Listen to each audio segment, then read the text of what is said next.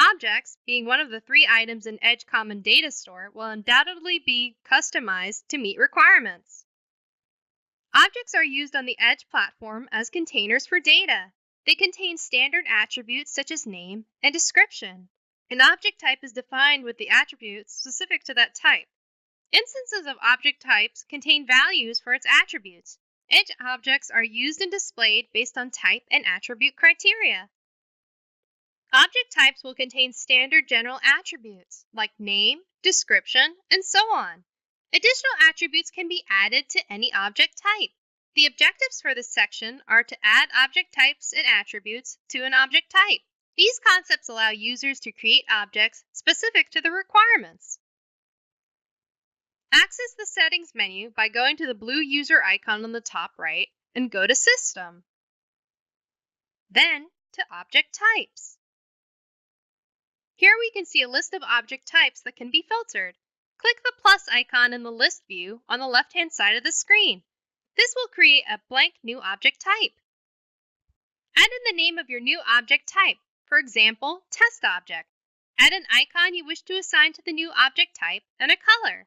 You can now add further details of your new object type and description.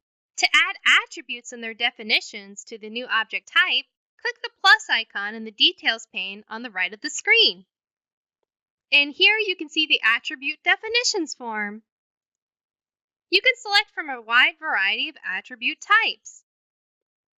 For each new attribute, you can provide a name, description, default value, and choose if they are mandatory. Some attributes, such as list or array, require additional information which are unique to the attribute type. Example, key. As default views for object types are automatically created on the Erwin platform, you do not need to define one at this stage. A blue button allowing you to create a view will appear once you save the object type. Once you have finished creating your new object type, click Save in the Details pane to finish. Your new object type will now appear in the list on the left. So let's look at how we can add an attribute to an object. Once again, System to Object Types. You can select an object type from the list, or use the filter to narrow the list. Note that acronym is in the list because the filter looks at the description as well. Go to the blue plus button on the bottom right. The dialog for the attribute appears when the type option is selected from the drop-down menu. You can also edit the name and the description of the attribute. The Erwin Edge platform relies heavily on objects that are defined by type.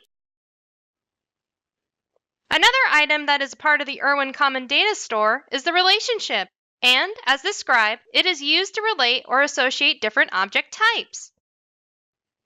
Relationships between objects are helpful and make sense. Relationships are used to associate objects, which then link the objects. This property is useful when navigating or displaying data. The objective for this section is to add relationship types. These concepts allow users to create relationships between object types and their environment.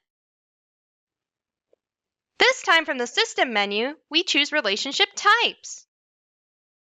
Again, pick from the list or filter. Here, Contains is part of is selected, and we can see the source is Erwin Application and target is View. Source name is Contains, and target name is part of. Note the name of the relationship is the source name, and target name is separated by the slash.